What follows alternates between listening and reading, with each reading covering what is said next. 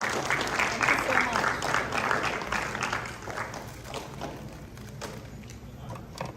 This is lovely. Thanks a lot. Thank you very much. Everyone, not easy to listen to a talk in the afternoon, but we'll try and make it as informative and to you as possible and as interactive. I really like to give you what you want to know rather than tell you what I know. So that's with that. Today's session we'll focus on a couple of things we think is important. I'm imagining you're all grade 12. Are there all grade 12 students? Yes, Yeah. 11th and 12th. 11th and 12th. So Yes. good luck to all of you. Before I begin anything else, good luck. Like your colleague said to you, your friend said to you, you're on a fork and you've got questions, you've got doubts, there's confusion. But confusion is always good because that allows us to think. So that's all right. A little bit about us. I just wanted to focus a little bit on what we do so you get a sense of who we are and what we do and how we can help you. That's really very quickly, and I think I will leave the presentation with your counselor, Ms. Aparajita, so you can have a copy, so I don't want to run through this. But that's really, so it's an end-to-end service on college admissions. We specialize in some countries. We don't know the answers to all the questions from all the countries, so we are still learning just like you are. That's like your school had wonderful placements. I went through that, and thanks for sharing that, Olivia. So this was where our kids went to in the last year across the board. So in that space, where we've been trained and where we have specialty knowledge is North America. So that's US and Canada. Moving across the Atlantic is UK, headed by Pooja here. She's the expert, UK, and some parts of Europe and Ireland. And then a little far away is also Singapore. So that's really the destinations we're thinking of talking about tonight. So if there are questions on countries we haven't covered, we will try and answer you. And in case we don't have the information today, we will promise we'll send it across to you as well. But we just thought, based on demand and based on what we've seen from the student fraternity in Dubai, we've picked these 5 destinations. Those are the 5 destinations we're doing today, Pooja, right? Yeah. For this afternoon. So we thought we'll give you a good roundup or an overview about what to expect, what you can do, and what opportunities are available for you at these destinations. Right, so we're going to first talk about you. The most important part of this whole story, this whole journey. That's one advice. I mean, if there's nothing else you can take away from this afternoon session, one thing you've got to remember is who you are as a person, who you are as a learner, as a student, what you want to be, who you want to be. So always keep that as your centerpiece of discussions you're making. Whether it is choosing a college, whether it is choosing a course, whether it is whatever, don't take yourself out of the equation. Oh, I want to go here. I mean, you talk about universities and the names, and the first thing I get when I meet students is, oh, I want to apply to MIT, I want to apply to XYZ. But then you're talking about, you're putting the focus back on somebody, and somebody that doesn't, probably not related to you at this point of time at least. Okay, that's fine. Was it echoing? All right. So always it's about what I want, who am I, what I need out of the college education, and therefore which university, which country, which whatever. So my first question to you today, this afternoon, my friends, is why do you all want to go to college? COVID taught us we don't need to go to college. So why going to college? Why go to all these fancy names that we're saying on the board? Any ideas? I want you to think about this. That's where your conversation begins, with yourself and your family and your counselor. Why should I go to college? Why do I want to go to college? What do I hope to gain at the end of 3, 4, 5, 6, whatever number of years you're committing to, and good luck with that. I think that answer is going to give you the direction you need at this point of time. And so begin with that question. So how can you think about yourself? That's the first part we're going to talk about today. And then the world. First is you and then the world. So some of the opportunities that we can bring to you from the countries we just discussed. And one important piece of writing which we think is going to make a big difference into increasing or enhancing your admissions chances at the universities you so want to go to. So that's our agenda for this afternoon. So let's start with you and your portfolio. Now, especially when you are in 11th grade, you know, a lot of kids come to us, and I don't know if you're one of them. They come to me and say, "Ma'am, I don't have too many extracurricular activities, and I think the universities want to see extracurricular activities." You're so far away from the truth. Yes, extracurriculars are important, and we'll talk about it in a bit, but they become predominant, or they become the dominant point of connection between you and your dream university only if and only you are like an Oscar awardee or an Olympic swimmer, you know, at very, very high levels, because then your talent gets you noticed. Most of our kids in the student community, I think 99% of the students are not there yet. So the 99% of the students will focus on the most important part of their profile, which is your academics. And for those of you who are in 11th grade, I'll say this. Your 11th grade performance is the most important part of your application.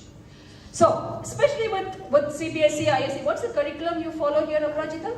ICSE. ICSE followed by ISE. Yeah.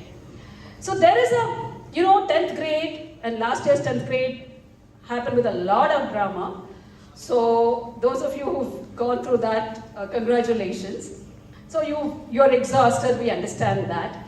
But that is no excuse for you to have a downward slope in 11th grade. So if you've scored fancy numbers, 95, 98, congratulations. But the news is that you've got to repeat that performance this year. That's your first thing. If there is a downward spiral, I know you have a couple more semesters left in the cycle, please notch up. Those of you who finished 11th grade, you've got maybe a couple more terms in 12th grade for you to redeem yourself. Especially those of you looking at going to North American universities. US and Canada, they look heavily into your 11th grade performance. That is the year before college when there was no good exam and they have an actual performance coming out of you. 12th grade exams, results will come long after you've actually got your place into whatever university you've applied to. So that's a little bit of a tip there. Supercurricular activities, my colleague Shruti will take you through the supercurricular and extracurricular activities, but I'd like to go back and look back into the academics. Can we go to the next slide, please? Thank you. Yeah, so first is the performance. So 11th grade performance, 12th grade, first term, second term. Remember, a lot of countries are looking at what you've actually done in high school. 9th and 10th sets the tone. 10th is your board exam. Great. That's something they look at very closely. And then the follow-on, the 11th and the 12th grade performance in the subjects that you've picked. The second thing they'll also look at is the subject selection that you've made and how relevant or closely related it is to the career or the major you're choosing in college. Because I think those discussions and those conversations have already started happening. Your friend just told us that. So it's important for you to sit down with people who matter and say, these are my subject choices, which is fine, and say, what are my paths forward in college so that, you know, I can leverage this and move forward. There are a couple of issues here, and I'll tell you what they are in a minute. One, computer science. You know, the world has more than ever before, X number of computer scientists they can't handle anymore. So computer science is the hardest course to get into in the world that we're talking about today when you're looking at study abroad. And that's the fact. So those of you, so for example, A has X profile, X percentage, X whatever, and B has the same. A applies for, let's say, history or economics, and B applies to computer science. Even if B had a better profile, B is not going to land up as many offers as A. Simply because in the case of computer science, biological sciences, the demand far exceeds the supply. The number of spots in the universities haven't changed one bit over the last 10 years. The number of applications have gone up more than 10 times. And thanks to COVID, that ratio has really gone very, very irrational. So much so the universities are finding it very difficult, because what they say to us, we can pick 200 kids, we can pick 2,000 kids, but we have 25,000 kids who can meet our requirements. So even if they're going to pick 2,000 kids, 23,000 kids who are qualified will have to be turned down. That's the reality. So those of you who are looking at going abroad and who are looking at biological sciences or computer science, and this is true of Canada, this is true of UK, this is definitely true of the US.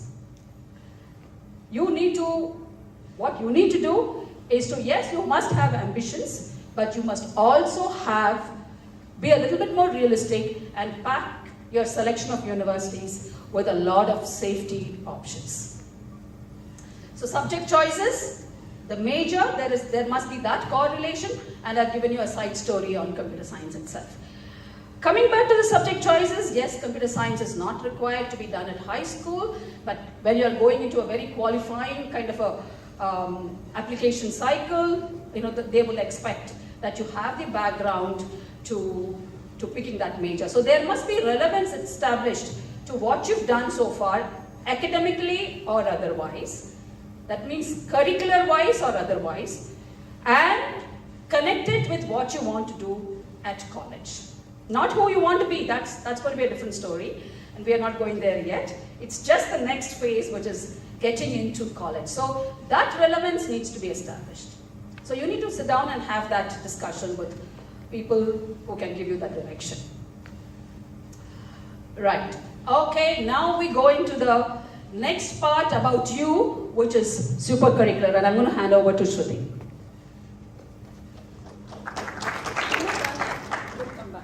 Hi, good afternoon all. So regarding super curricular activities, here it refers to all of those different options, different pathways that one could choose in order to increase their intellectual understanding about the subject, apart from their curricular requirements. So you can do like internships or online courses, maybe research projects or something like that, in order to give you a better understanding of what you would be considering. And not only that, doing these kind of courses, doing these kind of activities would also give you that kind of experiential knowledge that will be required for you to make a more informed call later. So, and it will also like make you more clear about whether you want to consider that path or not. Like as you do different sorts of internships, different online courses, you get a better understanding of what the field entails, thereby making you more equipped to take the decision later as to whether you want to consider that or not. Yeah, so that's. So regarding extracurricular activities, it's not about doing too many activities and being a jack of all trades and master of none. It's all about doing like one or two and gaining proficiency and expertise in whichever activity that you are involved in. So, and also along with that, it's also about developing some sort of significant accomplishments in that, if you're able to contribute to that, and if that activity has actually helped you to grow and become a more evolved individual. So that's about extracurricular activity, and it's not about doing too many or even thinking that if this particular activity would make me eligible for a particular university or not. It's about doing what you feel will help you to become a better individual, maybe develop your skills also along the way, and so therefore it's about choosing like either one or two and not doing too many of those. In fact, you should dwell on what Shruti just said, is the number of why extracurricular activities at all in college applications? Why? Is what they want to see, what the colleges want to evaluate is that A, you're a person who's not just sitting in class learning without sharing it with the rest of the world. They don't want someone like that. Especially now, collaboration has become such an important factor for all of us. We've learned, COVID taught us that we cannot solve a problem one-dimensionally anymore. Not only we need need the support of various disciplines to come together. We also need the expertise, the thinking, the perspectives of different people so that you are able to look at problems today in the world are very complex, people. They're not simple anymore and you can't get simple solutions for that. So going back to extracurriculars, what the extracurriculars tell the admissions officer is that you are a person who will engage with the community, who will be a good roommate, who can be a good friend, who can take charge, who can take responsibility, and you can enliven, you can enhance the college. Because college, I asked you this question at the beginning, is not to go someplace, sit for 4 or 5 years, and pick out a piece of paper at the end of 4 years. We don't need to go to college for any of those. College is one experience where you connect it's the first stop that bridges the gap between who you are today as children, who you will be, which will be adults in the real world. So college is where the transformation actually happens. And for that to happen, yes, you need the high knowledge that classrooms and labs and whatnots can give you. It will also need the skills, the maturity, the generosity that you can get by engaging in the community. That's what loops back to the extracurriculars and the significance of extracurriculars. And again, like Shruti said, it's not the number, it's more about you, what you've learned, how you've grown through the extracurriculars, and what you can bring to the table as individuals, as students, as learners. Having said that, now let's move on to the next agenda, the world. Before we go to the world, a small intro about how to pick the right destination, a destination that is right for you. Remember, this talk is all about you. So, what is right for you? That's what we are going to look at, and what are the factors you can consider to pick a destination that's right for you. First thing is the academic fit. So you have, like we talked about, confusion. Confusion is good because that allows you to think, I said. It also forces you to look around, look at the opportunities, scope out all the possibilities that's ahead of you. So the academic fit simply means that your subject selection, your performance, we talked about this as well. So your subject choices, your background experiences, and your performance satisfy the entry criteria to most of the colleges in that country. I'll give you a small example here. With ISC, I understand that to do business subjects, you don't really need to keep math. So there will be some of you who don't want to do math, and that's absolutely fine. You can still build a great world without being proficient in math. Except, US and Canada, by large, the bulk of the universities that will admit you into the business program will need math. If you do not have math and you apply to either US or Canada, however great your academic portfolio is, whatever it is looking like today, the chances are you're not going to get in. And I'm sure that's the same with Singapore as well. So a lot of countries, and we might think, when we did the subject selection, when we finished out of grade 10, probably these were not the thoughts that were in our head, and that's all right. It's just that I'm giving you that intel now, so you can then be judicious about the countries where you're putting in your efforts, because especially those of you who are in grade 12, you're dividing your efforts between academic performance, and I just said that matters a lot, and of course your college application. So it's from the same time frame, you're taking out some time. So you've got to be very judicious, so make sure you're doing this right. So that's what I meant by academic fit. So you have to look at the entry criteria for some of the colleges, at least the top 10, top 20, whatever, and see that even if it doesn't guarantee admission, it doesn't. But at least it will, clear the profile. As far as requirements are concerned, you satisfy the requirements for most colleges. Then comes opportunities. Again, this is one of the answers for why college. You are not going to college to pick a piece of paper or qualification. And that's what I said, COVID taught us that. We can get a qualification without having to go to college. So why college? That's the bridge between who you are, a kid today, an immature child today, to who you will be, the adult who's capable of making decisions in the real world. And that does not come from just sitting in class and learning biochemistry or mathematics or marketing or whatever. It comes with the other academic opportunities. So when you choose a destination, you need to see what sort of opportunities you're looking for. Some of you might be playing professional level sports, or you're playing basketball, you're playing at a national level already, and you want to continue that. Absolutely, you should continue. So you should look at destinations which will allow you to continue that. Some of you, being in an ISC curriculum, you're looking at working in biological sciences, you want to find a solution to whatever medical scare is out there still in the world. Fine, then you need a research. So you need to pick destinations where there is a lot of support in training you for research, which is a skill you haven't acquired yet in high school. So those are the kind of things you look beyond the classroom, beyond the curriculum, to see what all opportunities will I get to enhance my learning, where I can apply my course knowledge and see for sure that this is where I belong, this is what I can do, this is the problem I can solve. So other academic opportunities, where I can connect, after the business degree, I want to work in banking, I want to start my own setup. Great, those are all wonderful dreams. Now that's not going to happen in isolation. You need the support of a community that can handhold you and take you through the ropes. So again, finding out where those possibilities can happen. So that's something that is very important for a lot of you. And then the family needs to get involved, finances. And I'll tell you a story that hasn't left me for many years now. We had a student, can't remember what school she was from. This was a couple of years ago, and she's a Canadian national. She applied to US and Canada.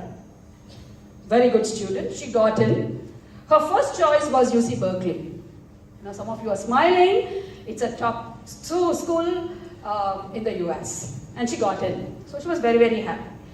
And then the father comes into my office, and he sits down with me, and he says, Shyamala, Mrs. Shyamala, I need an honest answer. And I asked him what it was. So he said, see, my daughter is a Canadian national. She's also got into McGill, which is another great university. She's only going to be paying $3,000. Berkeley, she was going to be shelling out $60,000 then. Now it's a little more. So what do you think? And this is undergrad. You're caught off guard, because this was not a conversation I was prepared for. We were very happy. We were celebrating that she got into her first choice university. And here this conundrum comes right in front of us. Very real problem.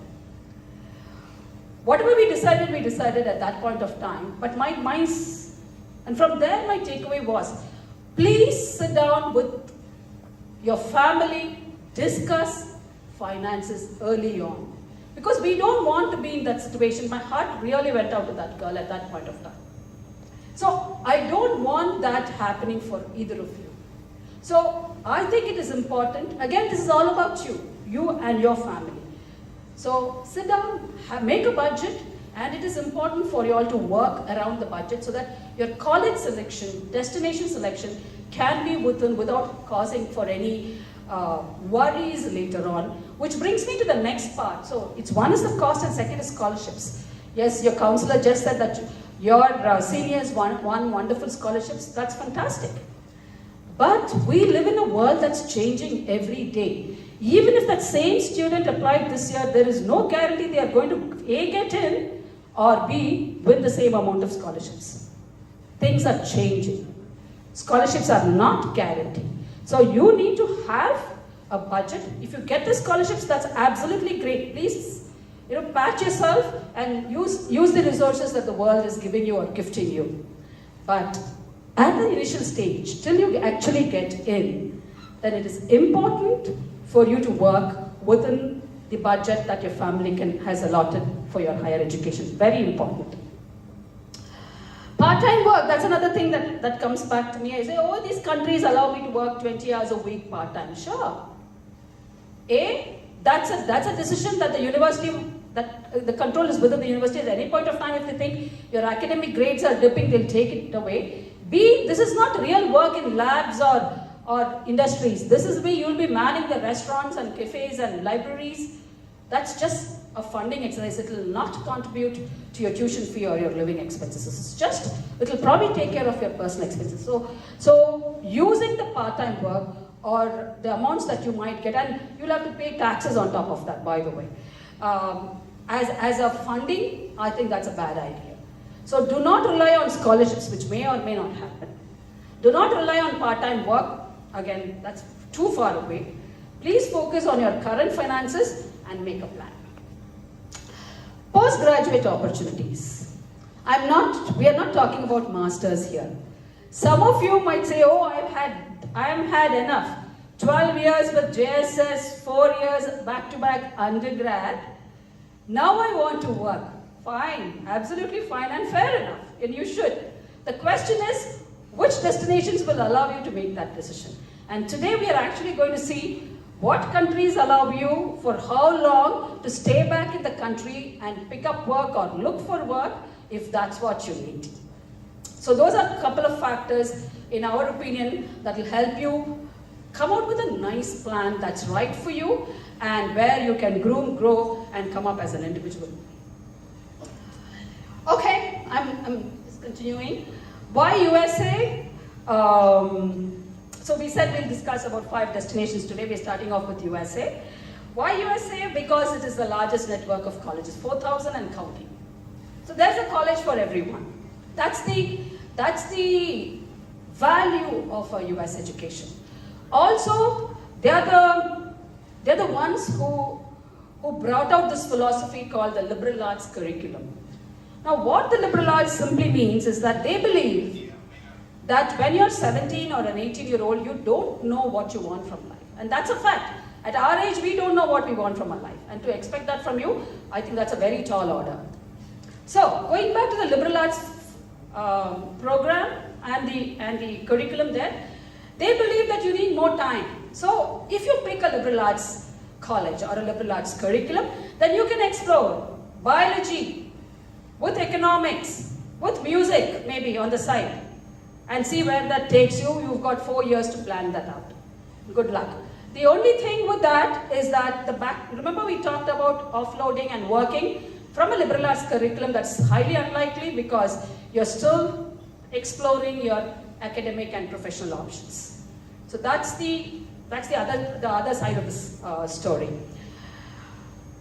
Moving on, okay, very quickly, like I said, I'm going to leave the presentation with you, so you really don't need to take notes, but I'd like to focus on the red areas.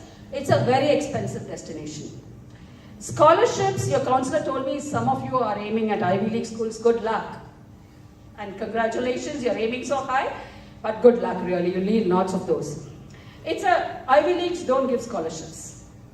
Not just the Ivy League, some of the top schools, we talked about Berkeley and such, no scholarships. There is no merit scholarship story with the top schools, most of the top schools in the USA. So it will have to come from your parental funding. Of course, there is an exercise called financial aid, but that might bring down your chances of admissions as well. If you have any questions there, we'll discuss that later. So that is where we are, $60,000 to $80,000 a year, 4 years undergrad. All of you will go through 4 years no matter what your subject selection is. The other thing that you need to know, the type of admissions. What makes the US application and admissions so complex? I'll tell you.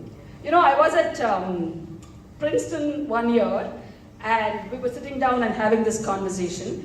So the counselor, the head of head of admissions, she said to me that every year the college gets, and every college, by the way, gets their goals set out in September.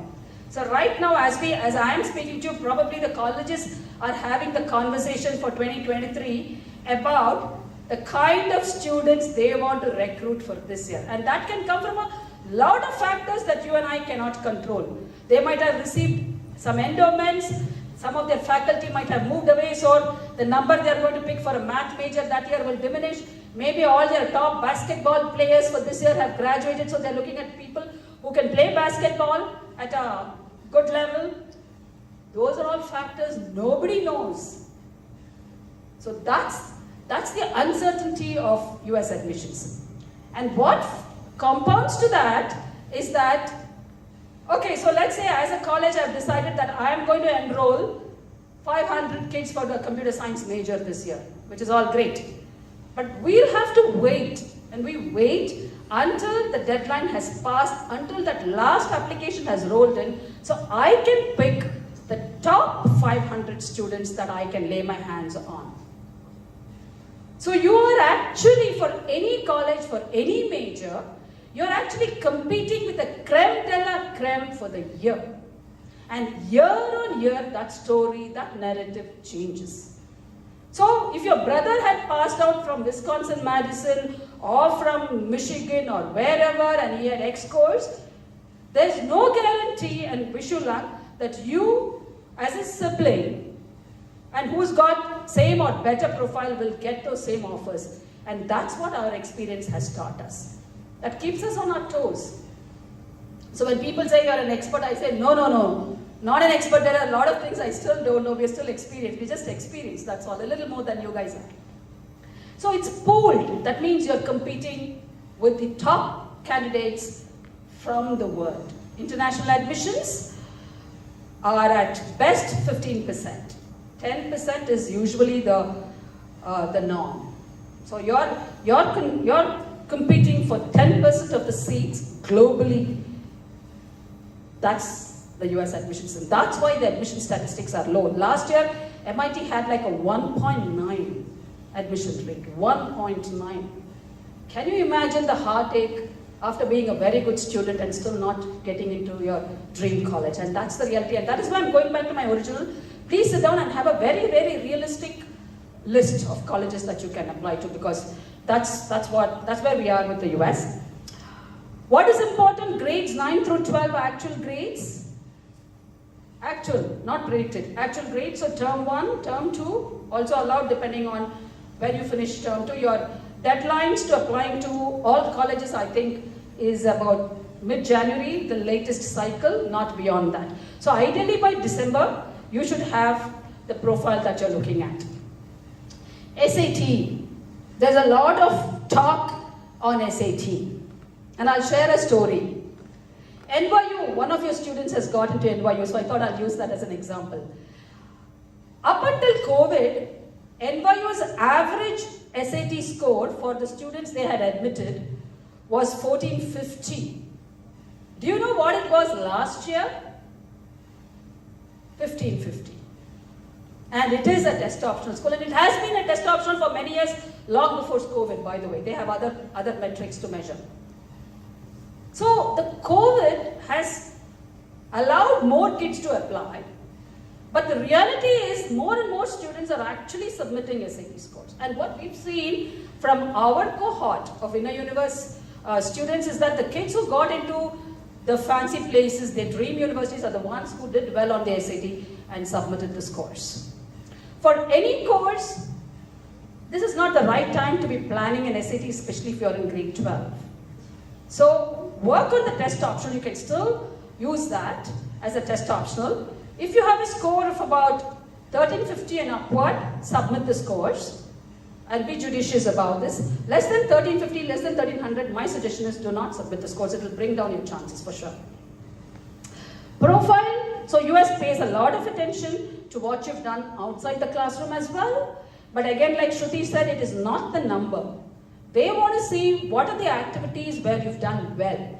What are the activities where you have showcased talent, significant accomplishments, where you've contributed to the JSS community, where you've taken charge, you've exhibited leadership, accountability, and you've brought value to the people that share space with you. So that's what the profile is all about. It's not about, I mean, for example, if you say that you have a head boy, you have a head girl, the question is, I'm the head boy of JSS, that's all very great, so what? You need to be able to answer that, so what? So the question really here is, what have I done to JSS as the head boy? That's important. It's always outcome driven, not your positions. All right, so we'll move on to the next one, and just go back to that slide, please. Thank you. Yeah, there are different ways you can apply to various colleges in the US. It's a big country, I said, so there are various application systems. The Common App, which is more popular, and so on and so forth. I'm not going to go through that anymore. Like I said, I'll leave the slide with you. But yes, it's not one single application system. There are multiple. Moving on, Canada. Canada is US's neighbor. Why should you choose Canada? One of the best things to me as a counselor is the value that Canadian universities bring to the student through what is called as their co-op education. Now, co-op education is the possibility of you working when you're studying. Of course, it will extend the duration of your undergrad program. For example, if you did a one-year co-op at UBC or University of Toronto or McGill or wherever you apply to and get into, then your 4-year degree program will become 5 years. And that's what it is. But it will give you a valuable experience. Remember we said this, as 17-year-olds, you don't know what you want from life. So the co-op is a great experience for you to check in and see, do I really want to do this for at least a couple of years of my life? And if I want to do this, what are the skills they expect me when I graduate and I want to work? What are the skills I need to have? Because you have time to go back into college and make some changes. And you also, it's all paid, so you can contribute to your parental contribution here again. So, and what we've seen is that many times when kids do co-op and the employers are really thrilled with your performance, they'll say, okay, you know what kid, when you graduate, come and look us up. So there is that connection established. This is why we go to college. They establish that connection with the real world, with the industry. So you are connecting already with the people who are making things happen, who are working, the professionals and the practitioners. Those are the advantages of co-op, and that's why Canadian education. Post-study work visa. Now, US also has a post-study work visa. If you can go back to the previous slide, and I deliberately, oh, you're the one who do it. Sorry, I'm looking at these people. I'm so sorry. Right, that is in red. Post-grad work opportunities, 1 to 3 years OPT. Okay, I want you to understand this difference, so that's why I thought I'll reserve it for a later discussion. OPT is optional practical training. So if you go to a US university, you can stay back and work for up to 3 years, depending on your course. And that's 1 year is for non-STEM courses and 3 years is for STEM courses. But there is a big caveat here. Provided you find work within 3 months after graduation. So the 1 year or 3 years opens up only if you find relevant work. So you can't go and work in your uncle's bakery in New Orleans. You can't do that after having done an engineering degree. They'll check in and find out and you're out. You'll have to find relevant work that is aligned with your major at college. And if it's a STEM major, you can extend up to 3 years. If it's a non-STEM major, it is 1 year. In complete contrast is Canada. So can you go to the next slide, please? Thank you. Canada is 3 years. And you don't need, there is no clock ticking here. You can use the 3 years to find work. And there is no bifurcation, STEM, non-STEM, whether you do business, marketing, medicine, biochemistry, it doesn't really matter. It still boils down to the 3-year program. So that's the difference between the works opportunities, postgraduate work opportunities between US and Canada. So in the US, the clock starts ticking a little earlier. Mostly rolling, so again, in Canada, if you meet the university's standards, you have a good chance of getting in. So the moment they get an application, they'll start reviewing it. If they like you, they'll dole out an offer. One of the unique things about Canadian application is they're probably one of the only universities who have done this for the undergrad, to the best of my knowledge, and I stand corrected here, is video responses. Remember we talked about all the essays you're going to write. Now in Canada, for some of their courses, I think business and engineering courses, for some of the colleges, there is no written content. Impromptu question, you voice it out, give out your response in an audio video file and press submit and it goes down to the other side. So it's very real. So they test your knowledge in a very real, usually we have that for the MBA applications, but Canada has introduced that in the last couple of years for their undergrad, but for not all the courses. So just be aware of, that's a little unique about Canada. Again, like the US, they do check your profile. They want to see how you've engaged with the community beyond your classroom. And those are all your application systems and so on and so forth. That's a little overview on Canada. All right, next slide, please. Right, now I'm done with you for now, and I'm going to hand over the mic to my colleague Pooja. Thank you, everyone. Thank you, ma'am. Okay, so let's move over to the other side of Atlantic, which is the UK. So one of the good points about UK is that they're quite high on research. In fact, majority of the universities are now giving out world-leading research opportunities for undergrad students as well as postgrad students. So if you're someone who's thinking of getting into the research field, UK has a lot of options in it. And it's not just in the top universities like Oxford or Cambridge or the ones in London, but even the likes of Leeds or Nottingham or Bristol. So basically, you get into a good school in UK, you'll have a good chance to get into a good, to do a good research opportunity. In terms of the curriculum, unlike the US and Canada, which is a bit more flexible, UK is a very structured curriculum, which means if you apply for, let's say, computer science or architecture, you get picked for that particular course. You study that program right from the first semester or the first term. It's not like you do first year of liberal arts or languages and then you decide your major at the end of first year. No. In UK, you'll be doing the program that you've been shortlisted for right from the first semester. Works for some who don't want to, who are very focused, who knows that they want to study this particular program. They get in right in from the first semester onwards. Whereas for some who want a bit more of a flexibility, maybe UK may not be that right option. Then comes the work opportunities. So UK's degree program has one thing which is quite, I wouldn't say unique, but they do offer a lot of placement years, which means similar to the Canadian co-op, where you get to work in the industry, get valuable skills, get paid for it, and build connections so that once you graduate, you can get absorbed into the workforce quite easily. Right, next slide please. Okay, so this is a snapshot. I'm not going to read the whole thing, just the bits on the red. In terms of the application system, unlike US or Canada, UK is one central portal, which is the UCAS application. So you apply, whether you're applying for medicine or dentistry or architecture or law or engineering or business, you have to make the application through UCAS. All universities, whether it's Oxbridge or UCL or Westminster, all of them go through here.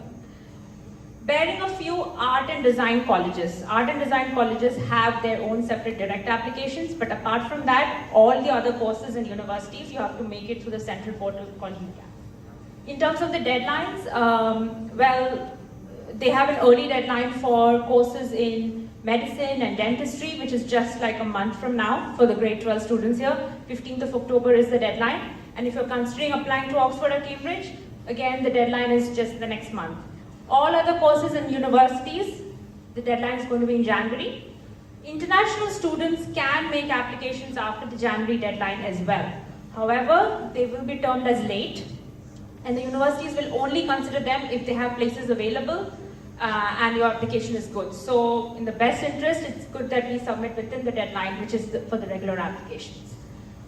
Other points, in terms of the work, postgraduate work opportunities, UK has now introduced the 2-year stay-back option starting from September 2021.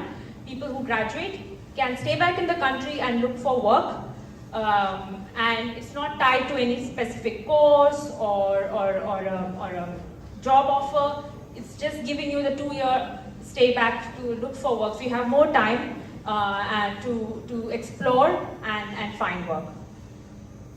In terms of the types of admissions, most of the admissions are not pooled. That means as and when you submit your application, admissions can review it and start giving you offers. So that means you don't have to necessarily wait until January to submit the application. If you have gotten all your applications ready, your predicted grades, your essay, recommendation letters, submit them off by November itself.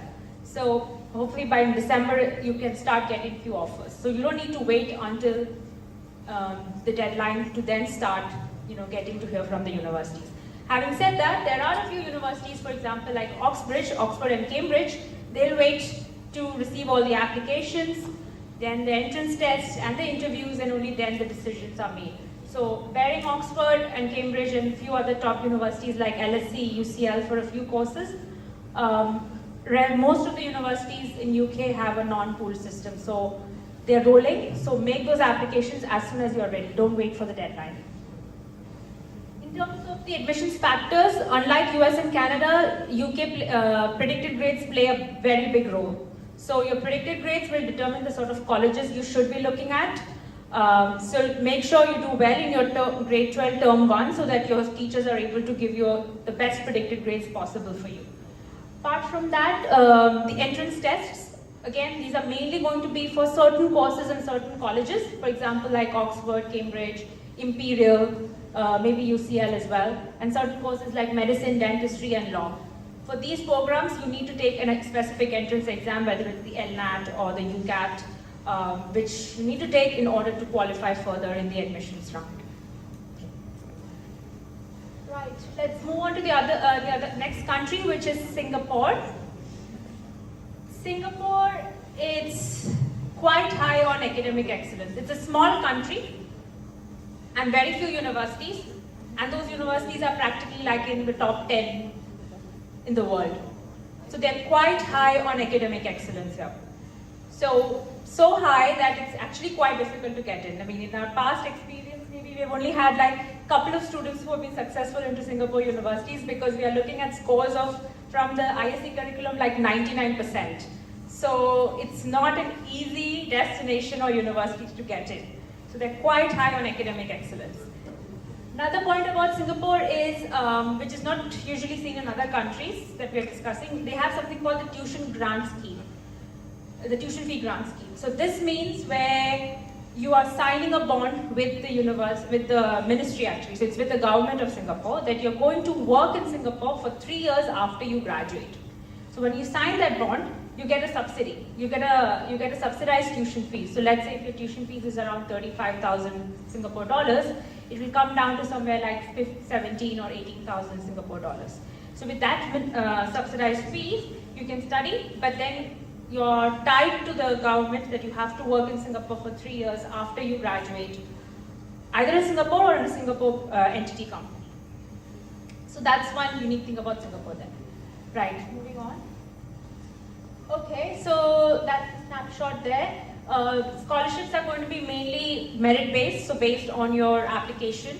The university application is the main application form for the scholarship as well. So if you are successful, you will be given a scholarship. Again, the amount won't be huge, a small amount there. Plus, they have the TGS scheme that we are talking about, where you can sign the bond and get a subsidized fees. In terms of admissions, yeah, that's one thing to look out for. Pooled admissions, unlike the other destinations, Singapore doesn't give out any conditional offers. So you submit your application within the deadline. You have to wait. You get your final results whenever, is it June, July, whenever now.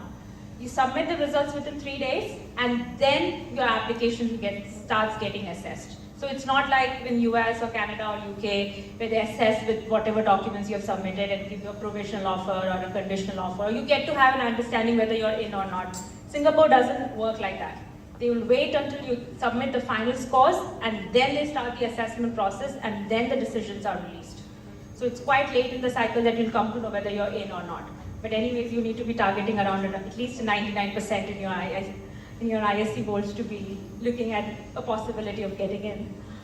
Another thing about their admissions factors is, apart from strong academics, if there is any other activity which can influence the admissions, is any international level competitions or representations or any Olympiads. If you have done any international Olympiads, the science or math or cyber Olympiads, or any representations at a university level, whether in sports or performing arts, that will be counted. Nothing at a school level or district level or whatever, no, none of that is going to matter to Singapore. If it's only at international level, there can be an impact on the application. Otherwise, it's purely going to be the academics. Okay. And I'm not going to hand you over to Shruti again. We're going to cover Europe. Thank you, Pooja. So now with regards to Europe, primarily we'll be focusing on the Western European countries and not on Eastern European due to the current political situation over there. So now, considering these Western European places, of course it gives you a very culturally immersive experience, and in today's world it's not just about learning the theories, it's about developing soft skills, and being in a very culturally immersive environment would automatically improve your cultural quotient, which enhances your adaptability quotient as well. And it's not just about IQ and EQ, even these kind of parameters play a very important role. And yeah, several international companies, MNCs, have set up their base in most of these countries, thereby providing you with necessary work opportunities as well. Of course, it also depends on how proactive you are and the kind of proficiency you have in the language that's spoken in these countries as well. Could you move on? Okay, so now this is a comparison of these 5 countries. Now these 5 countries, they have their own, they do have their own specific application portals for each university, but at the same time they do have a centralized portal as well, but the centralized portal caters mostly to their domestic applicants, which is why we have mentioned the university-specific application portals for international applicants. And for Netherlands, they have StudyLink. And the English language requirements, yeah, so for those courses that's taught in English, obviously you would have to submit a document indicating your proficiency in the English language. Many of these universities conduct entrance tests as well to know more about the student's ability to handle that particular course. And also several public universities that, even though they do offer the course in English language, they may want to know if you do have a basic understanding of their vernacular as well. So there could be like a few public universities that may ask you to submit a document indicating maybe basic understanding of either German or French for those German and French universities. But in general, it's not just about the theoretical understanding. It's important that you gain that kind of proficiency in that language as well in order to find work opportunities in these areas.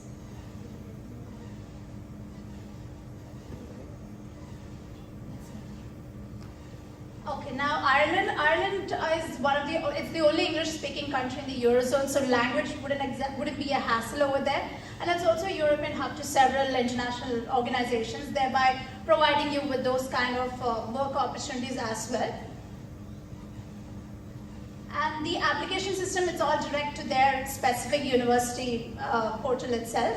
And the deadlines for medicine would be around like the month of February. And these universities are also quite selective, like they do look into your academic performance heavily, and they would also want to know the different pathways through which you have increased your intellectual understanding. So it's not just about the academics. Along with that, in your personal statement, you would have to indicate the various options that you have used to increase your understanding of the field. So if you're considering medicine or engineering or whichever it is, doing those sorts of online course internships will definitely give you a boost and edge over the other applicants. Thank you, Shruti. We've sort of revised our plan given the time frame we are at. So we're going to cut short our presentation here because we have to be mindful of the time and there's another speaker waiting for you. What I'd like to use is Miss Olivia tells me that we've got about 10 minutes left. 10 minutes, Olivia?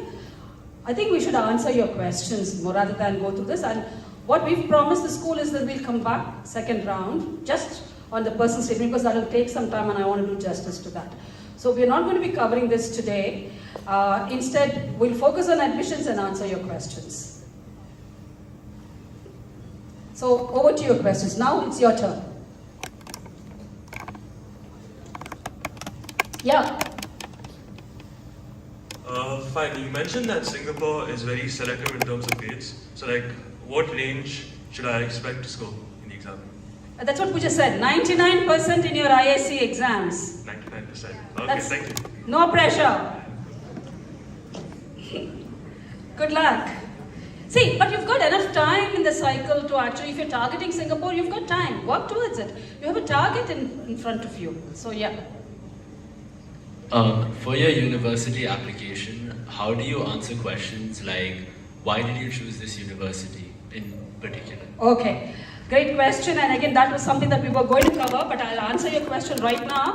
Is you need to answer that question very honestly. Is the specific reason, so academic reasons you're choosing that university. So go research the university, look at their courses, look at their academic opportunities, look at the other extracurricular opportunities, what has drawn you to that university. Make that connection between you and the university. Yeah. So gap years are common after undergraduate. What do you think about taking gap years before undergraduate? Gap years are common. I'm not sure I agree, but yeah.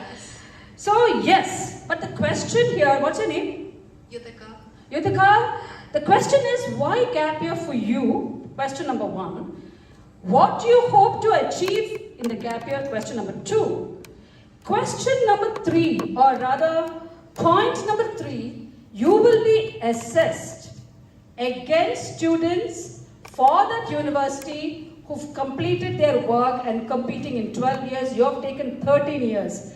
Really, as a statement, that's not going to gel very well for you unless you have packed the year with lot of academic/professional engagements. Otherwise, don't take the gap year. Immigration will be another problem because there are red flags. What did you do 1 year rent by? You've got nothing to show. What were you doing coming from the Middle East? So those are all real issues. And lastly, what we've seen, this is a very personal experience I've had. We had one kid who decided he's going to take the gap year, and in October when all his friends were posting, this is my dog, this is my roommate, this is my whatever, he got very excited and he realized and in January he went back to university. So unless you have a very solid plan, gap years are not going to work for you. We've seen that in 2 cases. Kids who want to do medicine because they have to do 1 year of clinical work, so that's useful.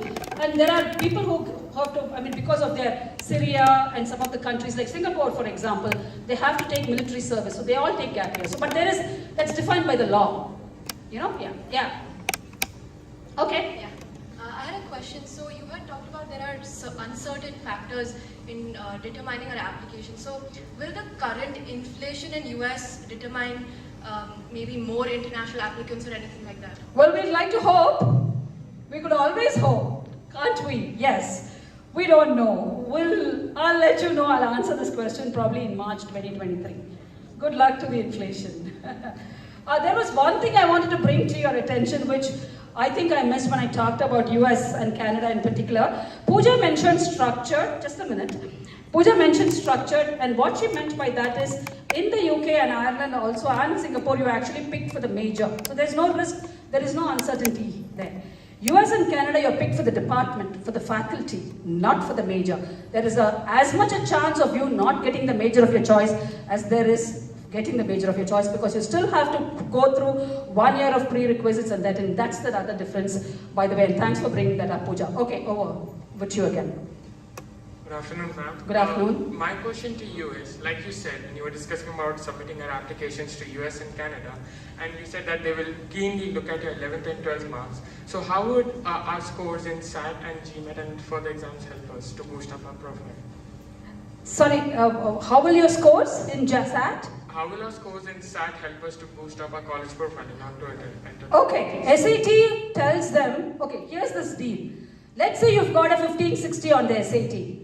They know you can think well, you're a great decision maker. Your 11th standard marks reads 85. It shows you're not a hard worker. They don't want you. They'd rather go with hard workers than someone who has the potential and is not making use of the potential. If I had the time, I can share any number of stories of actual students who were brilliant, intelligent to the core, but didn't make it to the universities they should have gotten simply because of their attitude to learning. It's more about the world is going to look at you closely about what you've done with what you have, not about who you can be with what God has endowed you with. You've got to make use of what you have. All right, next question. Okay, so my question is, in 10th and 11th, we research about which colleges we want to go to, whatever, etc. When do we finally, decide, okay, so this is my safety, this is my reach? When do we finally come to that decision? Oh, great question. Very good. So you look at all the colleges, they will publish who they've picked last year. So if you're well within that space, and this exception here is computer science, by the way, any other course other than computer science, if you're well within that space, that is either a target or a safe school for you. Anything where the admission statistics are less than 25% is a reach school, no matter what your profile is. Even if you had a 1600 SAT score and you had 99%, like Pooja said, if you're picking Yale, Harvard, MIT, Caltech, UC Berkeley, it is still going to be a reach school for you. 25% to about 35-40% admissions rates is about target schools for you. Above 50% is your safe school. So look at the admissions rates. how important are social and charitable events for your profile? Okay. I hope you were listening to what I said. You don't have to be suddenly sociable or suddenly charitable in grade 11. You think the admissions officers can't see through that? What does charity really mean? What does sociable really mean? If you can take care of your parents and allow them some time, I'll give them some time to do things what they want to do when they don't want to be parents, when they want to be individuals. To me, that's charity. That's bringing it. Charity begins at home. So it's charity and sociable is not the way you're looking at. What they're looking at is what I said earlier, is have you taken time from your life to bring in comfort, relief, productivity to other people? The number doesn't matter here. Then that's being sociable and charitable. And yes, they want individuals. They don't want someone who's selfish anymore. That's why that becomes important today. But it has to be measured in real terms. So, I mentored 5 kids. Great. So what? So that so what is what you're going to answer. So I went to India last year, and this is a common thing, by the way. I went on a trip to India, visited an orphanage, fed kids, taught kids, and then I never looked back. That's not charity. That's not social. It's got to be real. You've got to be measuring the impact. You've got to look back and see, hey, what have I done? And has it benefited somebody? So there must be a metric. There must be a survey. There must be a going back. You have to look back into your activity and say, how has it benefited the other person? Only then it counts. Otherwise, it's just a name on your resume which will not gain any coverage. But it is important. So find ways where you can make meaningful difference to other people's lives, people. Like I said, your family, your immediate friends, your school, you've got plenty of opportunities. Look around you. You've got to be real. Not this mannequin, dolled up version that you're trying to put up for yourself. They'll see through that very, very easily. Especially in 11th grade, suddenly you become conscious about sweeping the streets of Dubai. So far you never cared. You think they can't see that? Don't waste your time. Be absolutely real. Any other questions? Great. I think I'm going to hand over the platform to the next speaker. I think we've already taken your time, sir. Apologies. And good luck, and look forward to meeting you all again. So students, you have a long day today, and you had a very interesting session, and we want to take that forward. So first I would like to ask all students that we have students from 9 to 12th grade, right? 9 to 12? So how many are from the science background? Okay. And how many from the commerce? Okay. So we have mainly from the science background. So what I will be talking today should help both science and commerce. But me as a chartered accountant, I come from a commerce background. So I'll take a case study from the accounting side, but what I see in our profession right now, in practicing field, that we have a very tough competition from engineers. When it comes to the large accounting firms or consulting firms, it's not just for chartered accountants. I see so many engineers completing MBA and taking a leadership role in the big fours, accounting firms like PwC, KPMG, EY, right? Because technology has become so important part of our lives. And second thing, the top 3 consulting firms of the world we see. Anyone knows about those? Which are come under the top 3?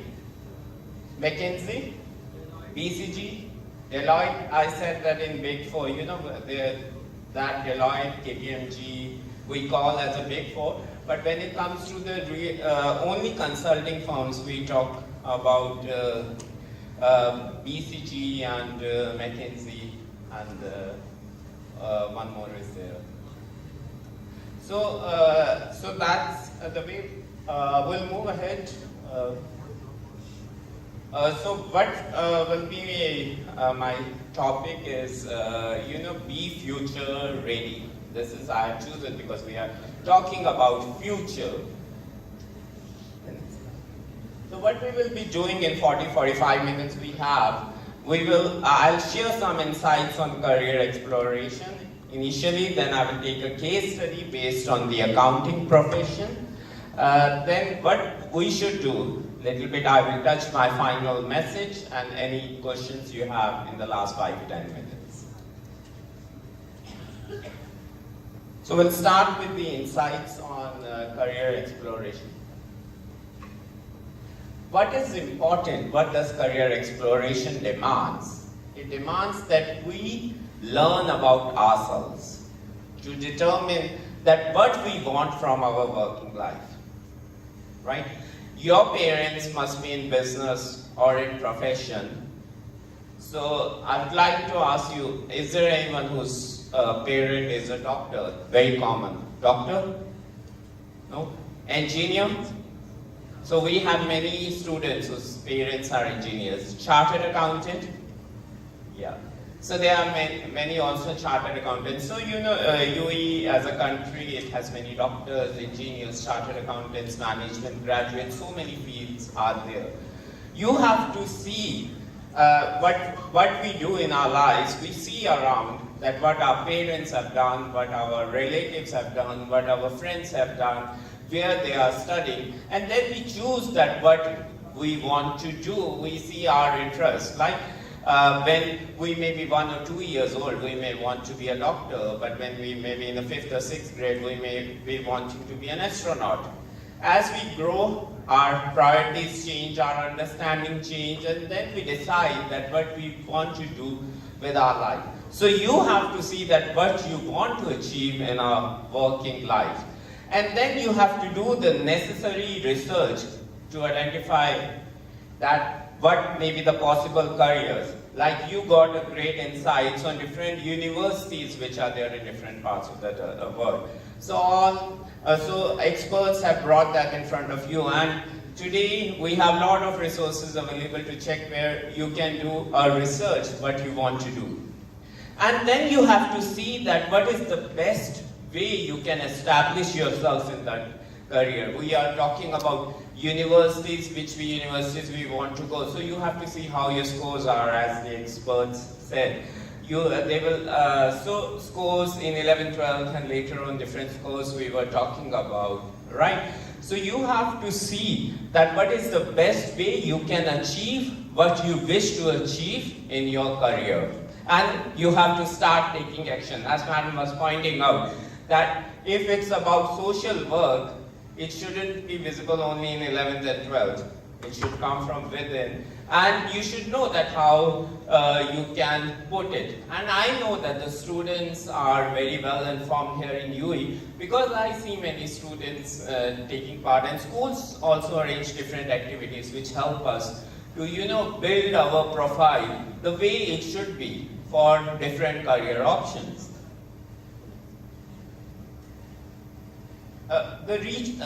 We all know that there is a strong disruption happening in the market, right? Everyone knows COVID has accelerated that disruption, and this disruption is because technology is changing. The requirement, the different jobs are evolving. A doctor can perform a surgery for a patient in USA by sitting in China.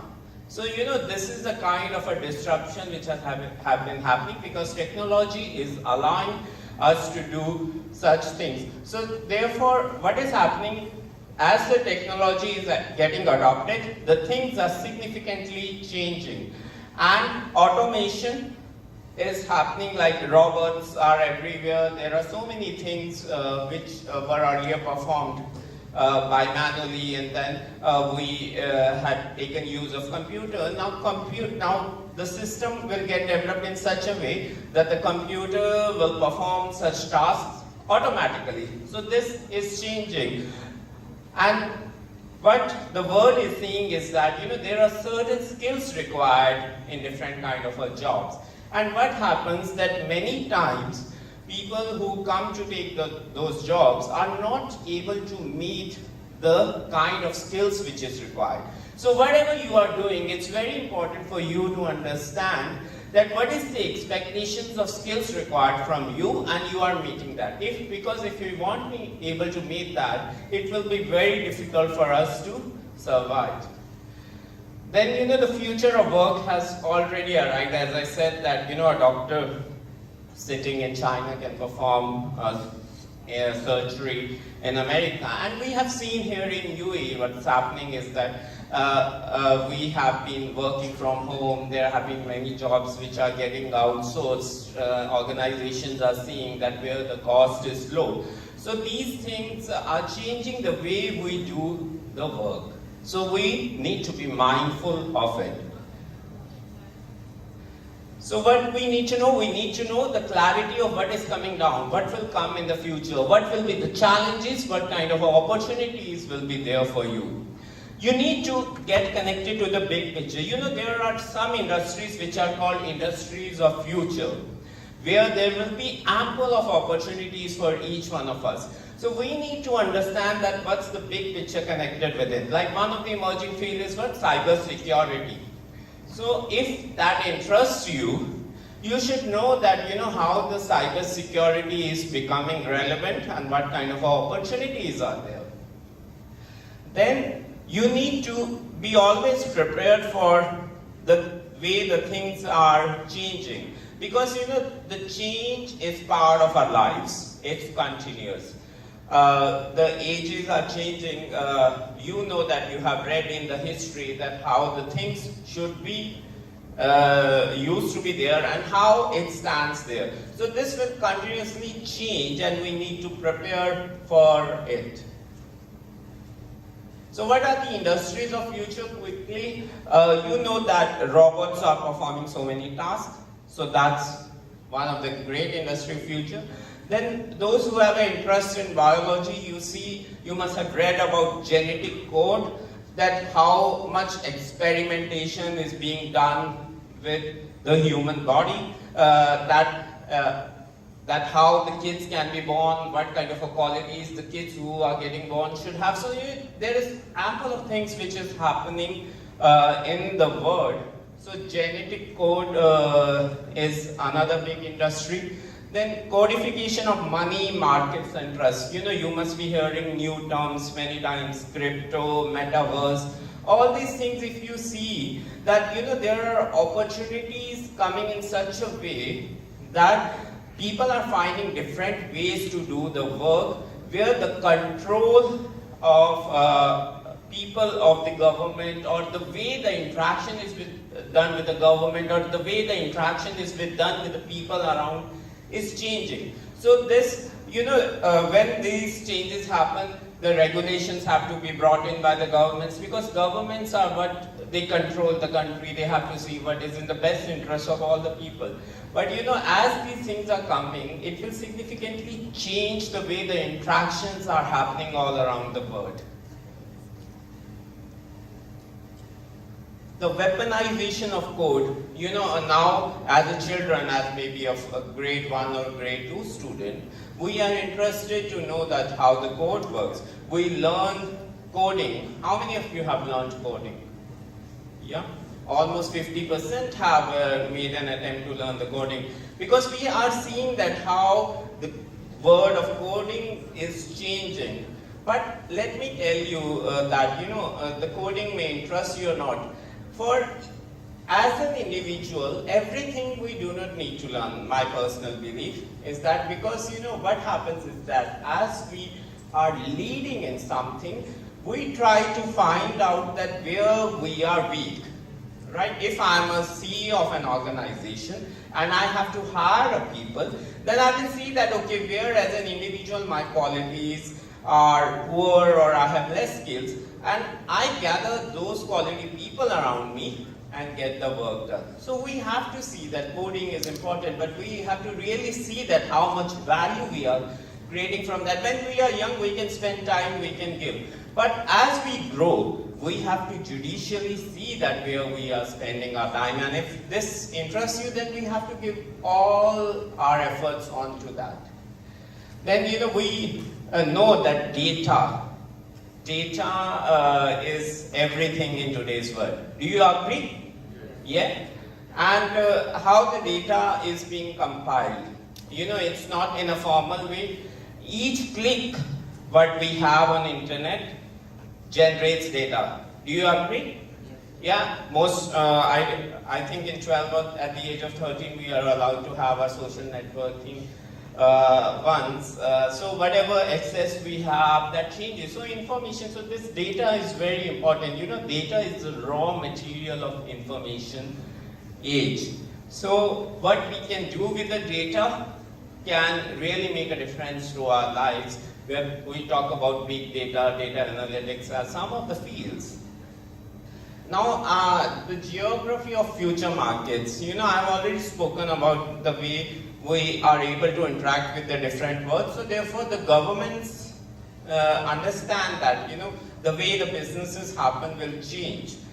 Because what happens is that when new technology comes in, the governments are not that quick to put in regulations, and there is already an activity which happens. Like, for example, digital assets and crypto. The regulations which are coming from the government are very slow, and there is a lot of activity which has happened in the crypto field. So therefore, the governments also understand that the future markets will be different. There will be, if we have a will and we have a will to do the things differently, then there are a lot of opportunities which can be done within the framework of the law which exists. And then as the law changes, that impacts our lives. So this is like a geography of the future market which leaders know and they are seeing it. So we cannot be a very control freak. So that's why the governments have been becoming all around the world very accommodative. Right? So we should know that in the future, in any field we may be, we should get the skills what we need, and we are able to form the right connections. And the third thing, we change how we think about work. Because I talked about the shift which is happening in the work, which is the future of work. It's not like going to office 9 to 5, right? So the way the things are happening, it's significantly changing. So what you should do, so any field you choose, I think you should make a pledge today that we cannot be, jack of all trades, a very common term which we used to use. Whatever skills you decide, wherever you wish to go, we should target to be a serial master in that. Because the competition is huge. The word boundaries, there are no boundaries to the word, because we come from India, we are sitting in Dubai, we are talking about getting admission in the US, which is so far, 10, 12 hours different, timing difference, it's there. So therefore there are no boundaries to where we can reach. So therefore we need to be very, very effective in what we are doing. We need to have a very good skills. And when we talk about connecting with people, building our connections, you have to think innovatively. We just don't have to build connections. We have to think innovatively. We have to be an innovative connector when it comes to the world. And second thing, we know that there was a COVID, right? There was a COVID and many people were initially working from home. Some people are still working from home. And the other thing is that, there are so many things in the world to experience. So when it comes to work, we are no longer satisfied with just doing our day's job and getting the money and using that for need. We have become passionate about certain topics. We have become passionate about different experiences which we want to gain from the work. So therefore, now the young generation thinks in that way. So, and they find time off from the work, maybe 3 months, 6 months, and then go and experience a passion, serve the society, or whatever you wish to do. So therefore, the organizations are also realizing that the young minds are like this, and people think in that way. So whatever field you choose, you may have to think in that way, because that's what is becoming the norm of the day. there are certain technological changes, which are shaping the future. Like all of you love music, right? So there is a lot of remixing done in the music. You have done? Yeah, so there's a remixing which is there.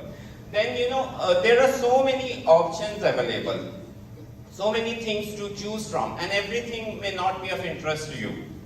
Then we use filtering very commonly, am I right? You filter that what you need. Like we have Spotify and all those apps for music, and you can easily filter. Then when it comes to the software, if we see how the things are changing, now the software, all the softwares mostly are on cloud. You understand cloud? Yeah? You understand? Where you don't have to take a software in a CD, right? Where there is a platform where the software is available, you gain access and then you can use that software. You are from IT?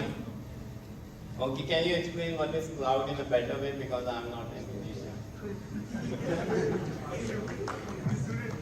So like there will be servers around the world. There will be servers around the world in their main offices, and then you access the servers to download the required software from their servers and onto your computer and use them.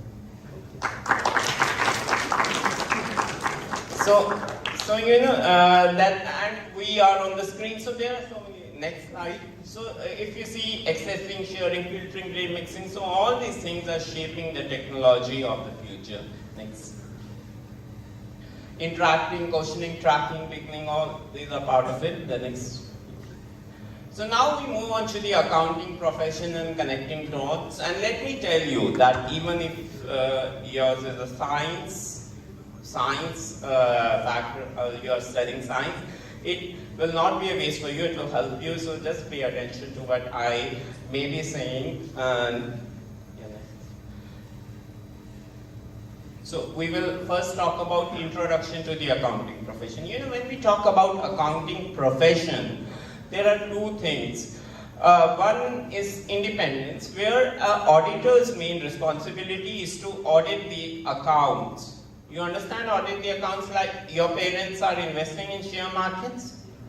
Yeah?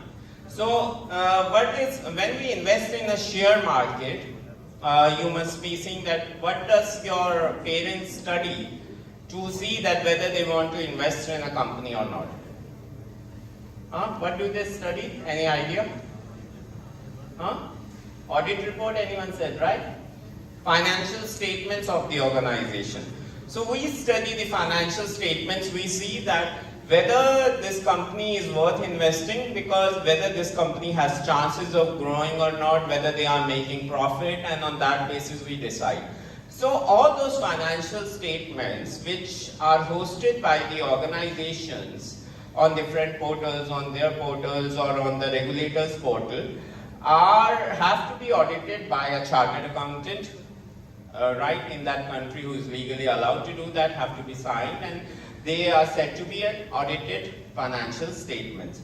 So an auditor has to be an independent. It cannot be one from the organization, so that he or she, an auditor, can truly justify or truly state that without any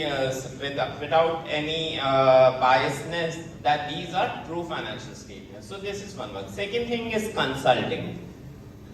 Consulting, different kinds of consulting the organizations need on transaction advisory, on technology, on internal audit.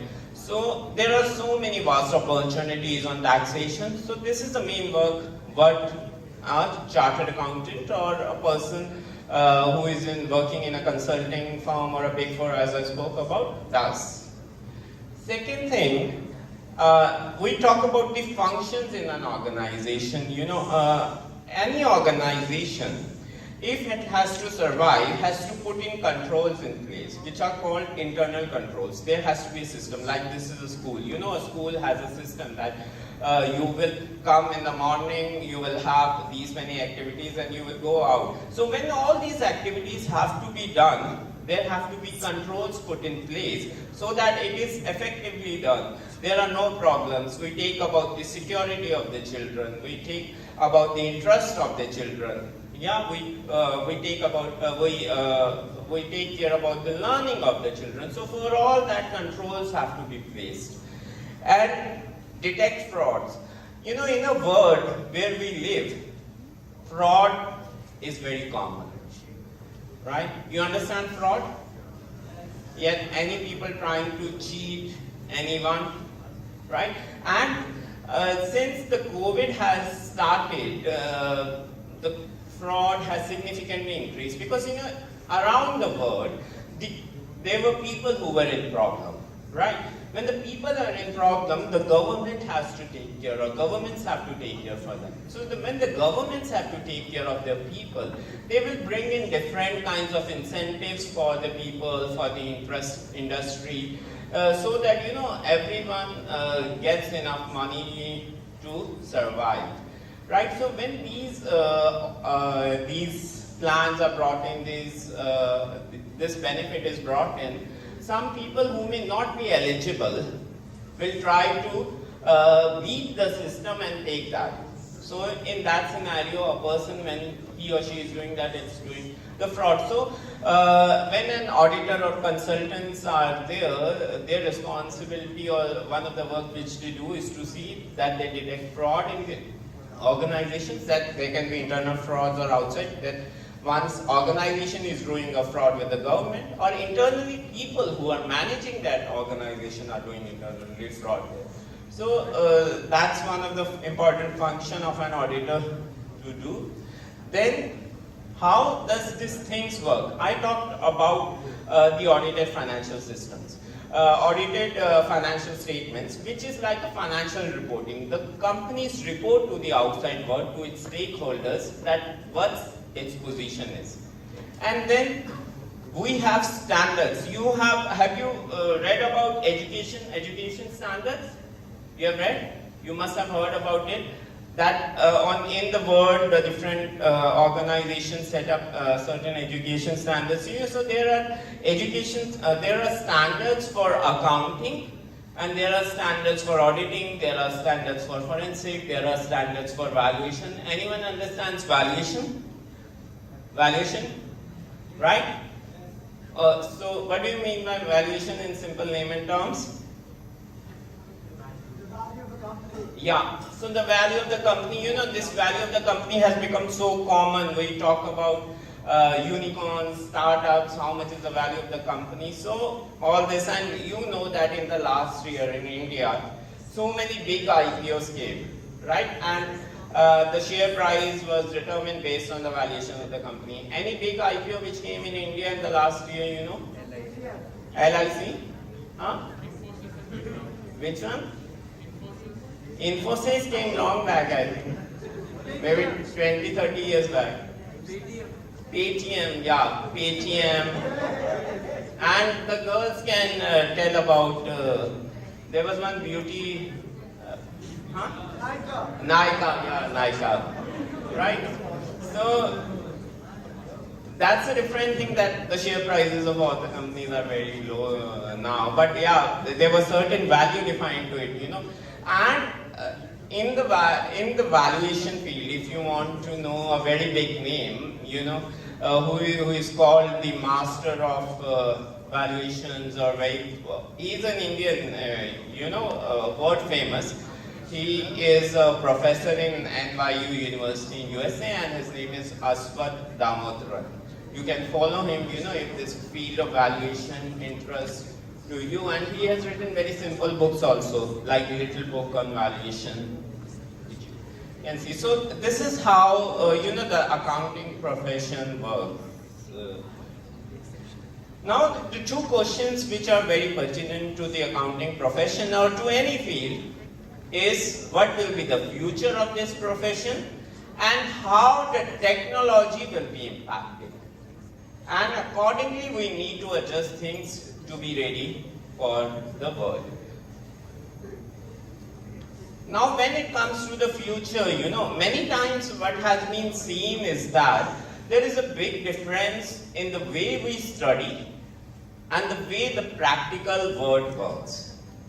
And to reduce that difference, to manage that difference, accounting researches happen so that the schools, universities can have their education in such a way that it is relevant for us when we are on to our jobs.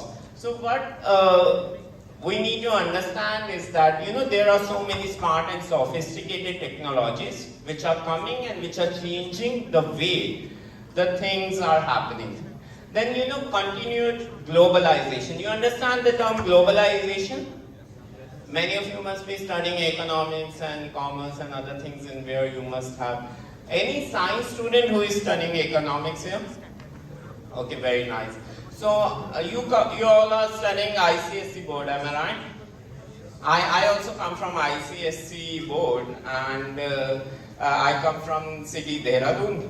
And Dehradun used to be the best city for ICSE board schools 20 years back. But now the world has changed, everywhere we have schools. And to tell you one, I do not know who is the chairman now of ICSE board, but the chairman who was, when I was studying, who is the chairman of ICSE board?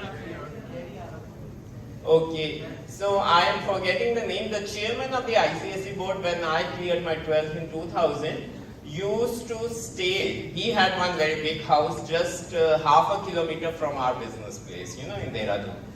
So, and most of the people, those who are in the management, I think they are related, so there must be some relation right now also, I think. So, the continued globalization, we know that the world, the access to different things have becoming very easy. So that's creating more opportunities. And the regulations which are happening in the world are changing, right? UAE, do you call UAE as a tax-free country or it has a tax? Tax? What taxes it has? VAT. So VAT. So value added is very simple for you. You go to a restaurant, right? In a restaurant, if you go, how much percentage of VAT will be added to your bill? 5%, right? So this is VAT which became applicable in UAE in 2018. So what is the next tax which is coming in UAE? Corporate tax is coming. When? In 2023. Right? So there may be personal tax also. So what is happening in the world is that, the regulations, and for that different kind of rules are being brought in, and do you get time to access some of the series, knowledgeable series on Netflix? Have you?